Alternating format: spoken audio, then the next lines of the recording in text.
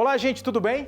Eu, Ricardo Vilches, faço companhia para vocês nesses próximos minutos para informar tudo o que precisamos saber sobre as consequências da pandemia de Covid-19 no Brasil e também no mundo. Abrimos com a decisão do Ministério da Saúde de, primeiro, considerar a Covid uma doença ocupacional, mas um dia depois, o próprio Ministério da Saúde voltou atrás nessa decisão. Doença ocupacional é toda aquela que nós, trabalhadores, estamos sujeitos por causa da atividade que exercemos no local de trabalho. Por exemplo, a lesão por esforço repetitivo, em casos de telefonistas, os músicos, motoristas, que repetem sempre o mesmo gesto. Mas considerar a Covid uma doença ocupacional traz consequências enormes, já que, em tese, todo trabalhador está sujeito a essa contaminação. Entre essas consequências para o trabalhador está a estabilidade no emprego depois de 15 dias afastado. Para o patrão, o recolhimento do FGTS. E para o governo, o pagamento de auxílio. Nós conversamos com o advogado Ricardo Calciani, especialista em relações trabalhistas, sobre esse assunto. Acompanhe. Na verdade, teve aquele efeito, de que a partir do momento que se coloca uma determinada doença nessa lista, passa a dar a impressão que a contaminação, por força da Covid-19, vai gerar automaticamente o reconhecimento da doença do trabalho. E isso não é verdade, tá? Essa inserção dessa doença na lista apenas garante o direito ao pagamento do benefício previdenciário de natureza acidentária, tá? Agora, se vai ser ou não reconhecida como doença ocupacional, vai necessariamente passar pelo crivo da perícia do INSS e principalmente da própria empresa, quando ela emite o que nós chamamos de comunicação de acidente do trabalho, tal do CAT. Então, essa emissão desse documento, dá realmente a diretriz para que o INSS reconheça essa doença tal como doença do trabalho e, naturalmente, acabe gerando toda essa repercussão que eu falei para ti, no aspecto previdenciário, como também no aspecto trabalhista. Mas as repercussões jurídicas a respeito da contaminação de um trabalhador no ambiente de trabalho em função da Covid, ela já está existindo nos tribunais? O senhor tem conhecimento?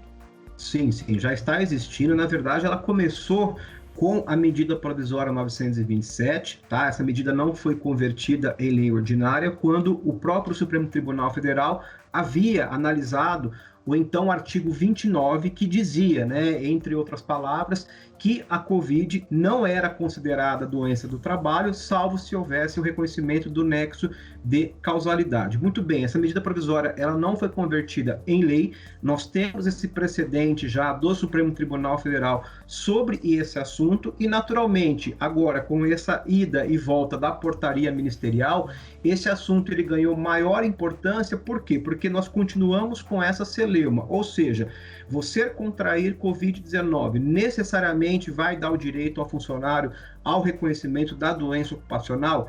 Em regra, não, porque eu preciso necessariamente ter o nexo de causalidade, e isso vai depender da atividade profissional que esse trabalhador exerce, do segmento empresarial em que atua a empresa, enfim, uma série de fatores que, de novo, não reconhece automaticamente Covid como doença ocupacional.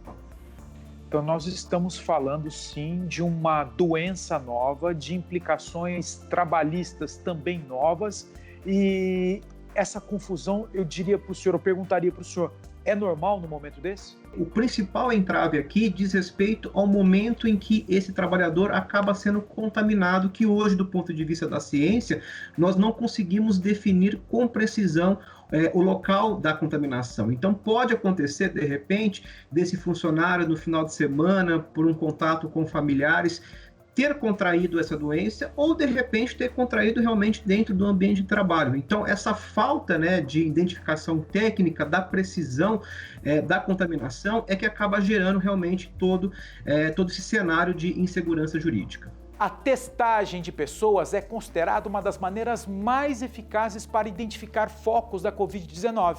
Além disso, possibilita o isolamento mais eficaz dos doentes. Salvador é uma das capitais a primeiro fazer esse tipo de identificação em comunidades pobres, mais sujeitas às aglomerações. A testagem é aplicada em comunidades escolares de 12 colégios públicos da periferia. Os funcionários da saúde vão de roupas e proteção adequadas para o contato com a comunidade. Os alunos, os pais e os funcionários são submetidos à testagem de temperaturas antes efetivamente da aplicação. É quando acontece isso aí. Um bastão tipo cotonete é colocado no nariz para a coleta de material. Dá uma aflição danada, né?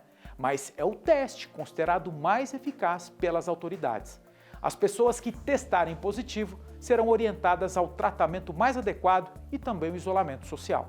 Boa parte das escolas públicas do estado de São Paulo retomam as aulas presenciais a partir da próxima quarta-feira, dia 8. O município que atender às regras estaduais de saúde estarão autorizados a ter alunos em sala. Professores serão recompensados com abono. Cada cidade decide se vai ou não acompanhar o calendário proposto. O governo anunciou hoje um pagamento adicional aos professores que estenderem a carga horária durante esse retorno opcional. Lembrando que a reabertura só vale para as escolas nas regiões que estão há pelo menos 4 semanas na fase amarela do Plano São Paulo. Essa também é, inclusive, a condição para o retorno oficial às aulas presenciais. Aí sim, com os novos conteúdos do currículo previstas para o dia 7 de outubro. É preciso, em todos os casos, cumprir alguns protocolos sanitários, como a capacidade reduzida de alunos, conforme a faixa de ensino.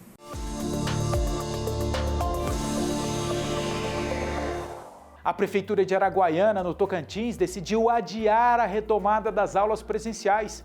Os alunos das escolas municipais vão permanecer com as aulas remotas. Com base na queda do número de casos na cidade, o município até imaginou mudar o calendário, mas voltou atrás. Para remediar, apostilas e material pedagógico novos serão distribuídos a cada 15 dias. Shoppings e comércio de rua de Porto Alegre estão autorizados a voltar a funcionar aos fins de semana. Um decreto da Prefeitura atende ao pedido dos comerciantes e já vale para este mês de setembro. A medida também regulamenta missas, cultos e cerimônias religiosas, que podem ter a duração máxima de 50 minutos e lotação de 30% da capacidade de ocupação prevista no alvará de funcionamento. As autoridades de saúde de João Pessoa pediram e o poder público regulamentou. Está proibido o uso de celulares por pacientes e visitas dentro de hospitais da capital da Paraíba. Os médicos constataram elevado índice de contaminação de pacientes pelo uso indiscriminado e sem cuidados desses aparelhos. Até então a medida era uma recomendação, mas agora quem desobedecer está sujeito à apreensão do aparelho e também multa. Gente, esse boletim informativo a respeito das informações da pandemia de Covid-19 no Brasil e no mundo termina aqui. Mas você já sabe, né? Ao longo aqui da nossa programação nós voltaremos com mais informações. Então, até daqui a pouquinho.